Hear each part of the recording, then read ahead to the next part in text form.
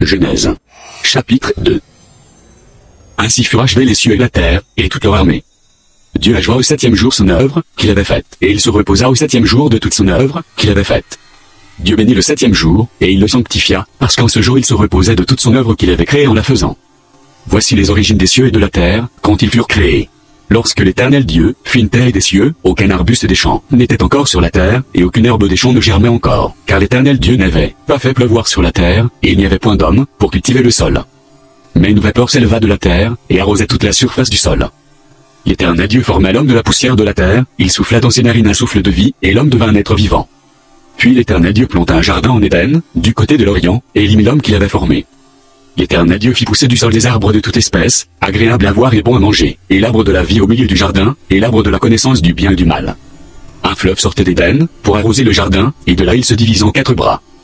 Le nom du premier est Pichon, c'est celui qui entoure tout le pays de Havila, où se trouve l'or. L'or de ce pays est pur, on y trouve aussi le bdellium et la pierre d'onyx. Le nom du second fleuve est Guion, c'est celui qui entoure tout le pays de Cush. Le nom du troisième est Ézéchiel, c'est celui qui coule à l'orient de la Syrie. Le 4e fleuve, c'est l'Euphrate. L'Éternel Dieu prit l'homme, et le plaçait dans le jardin d'Éden, pour le cultiver et pour le garder. L'Éternel Dieu donnait cet ordre à l'homme: tu pourras manger de tous les arbres du jardin, mais tu ne mangeras pas de l'arbre de la connaissance du bien et du mal, car le jour où tu en mangeras, tu mourras.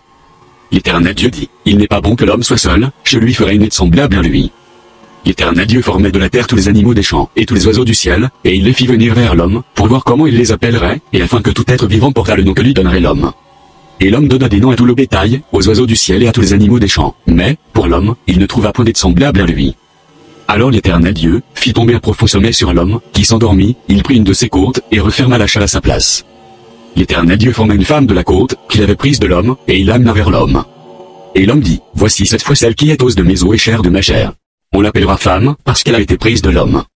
C'est pourquoi l'homme quittera son père et sa mère, et s'attachera à sa femme, et ils deviendront une seule chair. L'homme et sa femme étaient tous deux nus, et ils n'en avaient point honte. Prière importante pour la réussite. Je vous en prie, Michael, Gabriel et Raphaël, priez avec ferveur et suppliez le roi des rois, Akadosh Baruch Hu, afin que je réussisse dans tous les chemins que j'emprunterai, et que dans tous les endroits où j'irai, je sois protégé des agressions des brigands, de toutes sortes de démons, d'un homme ou d'une femme, de toute mauvaise rencontre, de l'épée ou de la peste, de la famine ou de tous les malheurs pouvant s'abattre sur le monde. Éternel Dieu d'Israël me protégera dans toutes ces mauvaises rencontres, afin qu'il ne domine pas ni ma personne, ni mon argent, ni ma descendance. Que ce soit ta volonté, notre Dieu, et Dieu de nos pères. Que ce moment soit un moment d'agrément. Puisses-tu entendre ma prière et ma requête. L'Éternel Tsebaoth est avec nous. C'est un refuge pour nous. Le Dieu de Jacob, c'est là. Éternel Tsebaoth, heureux l'homme qui se confie en toi. Éternel, délivre. Que le roi nous réponde le jour où nous l'invoquons. Puis répétez 3 fois le passage suivant. Que l'ange qui m'a délivré de tout mal bénisse les garçons, et quand eux soient appelés mon nom, et le nom de mes pères, Abraham et Isaac, qui se multiplient abondamment au milieu du pays. Que l'ange qui m'a délivré de tout mal bénisse les garçons, et quand eux soient appelés mon nom, et le nom de mes pères, Abraham et Isaac, qui se multiplient abondamment au milieu du pays.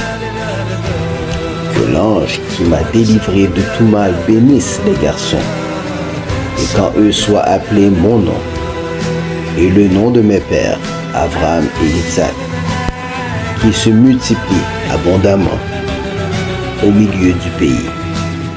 Répétez ensuite 7 fois. En ton secours, j'espère Hachem. En ton secours, j'espère Hachem. En ton secours, j'espère Hachem. En ton secours, j'espère Hachem. En ton secours, j'espère Hachem. En ton secours, j'espère Hachem. En ton secours, j'espère Hachem. Puis répétez 7 fois. Gad sera assailli de trop, et lui, il assaillira au talon. Gad sera assailli de trop, et lui, il assaillira au talon. Gad sera assailli de trop, et lui assaillira au talon. Gad sera assailli de trop, et lui assaillira au talon. Gad sera assailli de trop, et lui assaillira au talon. Gad sera assailli de trop, et lui assaillira au talon. Ainsi réussirai-je dans mes voies, comme Yehoshua, au-delà du jardin, avec Israël, et lors de la guerre, avec les Kénanites. Ainsi réussirai-je dans mes voies, comme Yeshua, au-delà du Yarden, avec Israël, et lors de la guerre avec les Kénanites. Il est revenu sain et sauf de son pays.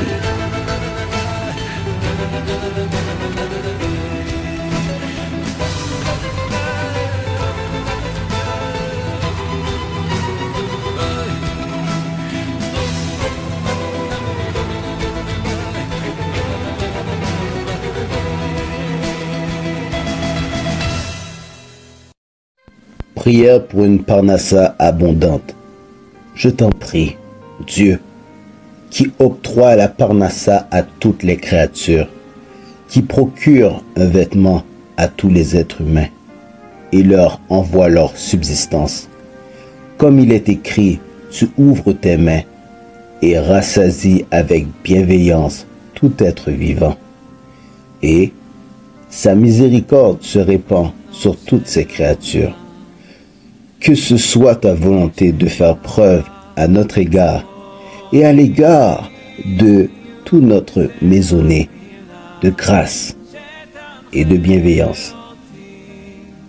Octroie-nous l'abondance, substante-nous, aide-nous à assurer notre subsistance dans la joie et non dans la peine, par des moyens honnêtes et non douteux, dans la dignité et sans honte, à Jérusalem, et je dirais en parenthèse aussi à l'extérieur d'Israël. Fais en sorte que nous n'ayons pas besoin de la générosité des êtres humains, mais uniquement de ta main pleine et large, pour que nous puissions étudier ta sainte Torah pure et parfaite. Donne-nous notre nourriture et tout ce qui nous est nécessaire avant que nous en ayons besoin, afin que notre cœur soit libéré de tout tracas pour accomplir les mitzvot et nous asseoir paisiblement à notre table, sans compter sur celle des autres et sans devoir nous soumettre à quelques êtres humains. Puissions-nous être affranchis du joug des hommes et ne porter que celui de ta royauté de tout cœur. Que nos vêtements soient des vêtements saints, dignes et non déshonorants. Sauve-nous de la pauvreté, de l'indigence et de la misère. Puissions-nous mériter d'avoir des invités et d'être généreux envers chacun. Donne-nous l'opportunité de faire la tzedaka à celui qui en est digne. Et épargne-nous de l'erreur de donner à des personnes qui n'en sont pas dignes. Fais-le pour ton nom. Fais-le pour ta droite. Fais-le pour ta Torah. Fais-le pour ta sainteté. Que soient agréées les paroles de ma bouche et la méditation de mon cœur devant toi, Éternel, mon rocher et mon sauveur. Amen. Que telle soit ta volonté.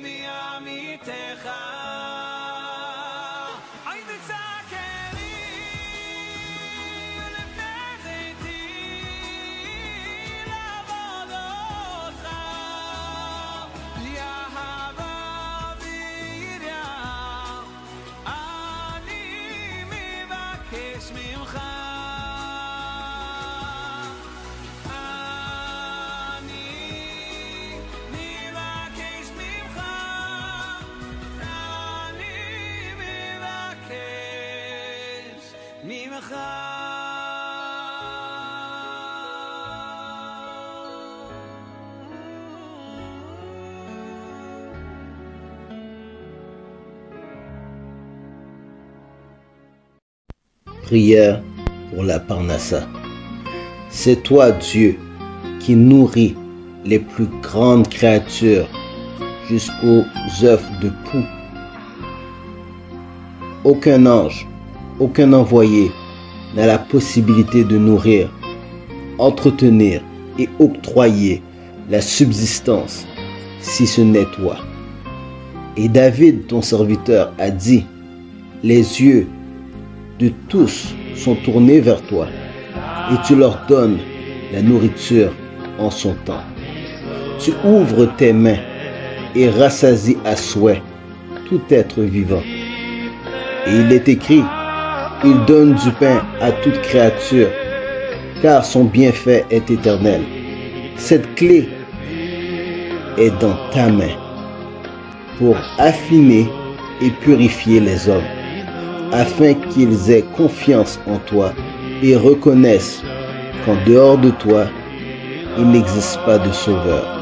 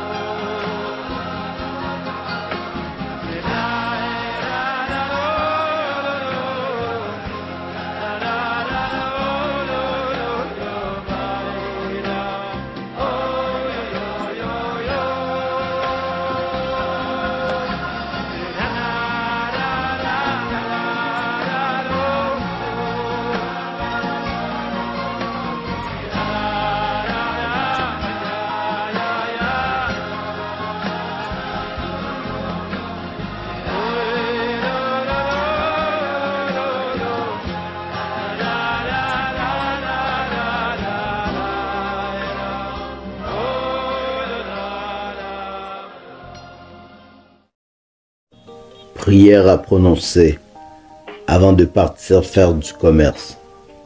Je m'apprête à mener des transactions commerciales afin d'assurer dignement ma subsistance et celle de ma famille. Puissais-je ne pas dépendre des créatures, mais me nourrir du travail de mes mains. Comme il est écrit dans les louanges de David Ameller, le produit de ton travail, tu le mangeras, tu seras heureux, le bien sera ton partage. Afin de pouvoir donner la tzedaka et faire du recède, je crois de tout cœur que Dieu est l'Éternel et octroie la force de réussir. Que ce soit ta volonté, Éternel notre Dieu et Dieu de nos ancêtres, Dieu bon et source de bienfaits pour tous. Il donne du pain à toute créature car son bienfait est éternel. D'être plein de compassion à notre égard et de remplir nos mains de tes bénédictions et de la richesse des dons de tes mains. Fais-nous réussir dans tout ce que nous entreprendrons. Place en nous la générosité. Octroie-nous de l'argent afin que nous puissions donner la tzedaka et faire des actes de générosité et accomplir correctement toutes tes mitzvot. Procure-nous notre subsistance de ta main large, dans la dignité et sans honte, par des moyens honnêtes et non douteux, dans la tranquillité et non dans la peine, dans la largesse et non dans la médiocrité. Épargne-nous de l'ombre d'un interdit, en particulier dans le domaine du commerce. Accorde-nous le mérite d'accomplir nos transactions honnêtement. Puissions-nous ne pas déclencher de jalousie à notre égard et ne pas en ressentir à l'égard des autres. Puissions-nous être heureux de notre sort, ne pas avoir honte et ne pas rougir dans le monde à venir, car nous avons placé notre confiance en toi. Viens à notre secours, Dieu de notre salut, par égard pour l'honneur de ton nom. Exauce toutes nos prières pour le bien, pour que nous puissions te servir. Ne tiens pas compte de nos actes mauvais. Notre roi, ne te détourne pas de nos demandes, car ce n'est pas en comptant sur notre droiture que nous répandons notre supplication devant toi, mais en comptant sur ta grande miséricorde. Agis en l'honneur de ta grande miséricorde et en l'honneur de tous nos saints ancêtres, Abraham, Isaac et Israël, tes serviteurs, en l'honneur de Moshe et Aaron, Joseph et David, et en l'honneur de tous les tzadikim. Que leur mérite nous protège. Amen. Fais-le pour toi-même, si ce n'est pour nous. Que te soient agréables les paroles de ma bouche et la méditation de mon cœur. Ô Éternel, mon rocher et mon salut, que telle soit ta volonté. Prière avant la bénédiction du Talit. Au nom de l'unicité du Saint béni soit-il et de sa shrina avec crainte et amour et crainte, afin d'unifier le nom Yud Ke Vav avec Ke, dans une unité parfaite au nom de tout Israël, me voici prêt à me recouvrir du talit de franges selon sa loi, comme nous l'a ordonné l'Éternel notre Dieu dans la Torah sainte. Vous ferez pour vous des franges sur les coins de vos vêtements, afin de nous souvenir de tous ces commandements, en les accomplissant pour faire plaisir à mon Créateur et faire la volonté de mon Créateur. Me voici prêt à bénir sur la pose du talit, selon l'institution de nos sages de mémoire bénie. Et me voici ayant l'intention d'être quitte par cette bénédiction aussi du petit talit qui est sur moi. Que soit bienveillant l'Éternel notre Dieu sur nous et l'œuvre de nos mains, consolide sur nous et l'œuvre de nos mains, consolide-la. Avant la bénédiction du talit, examinez les franges pour voir si le talit est cachère. Béni es-tu, Éternel notre Dieu, roi du monde, qui nous a sanctifiés par ses commandements et nous a ordonné de nous envelopper de franges.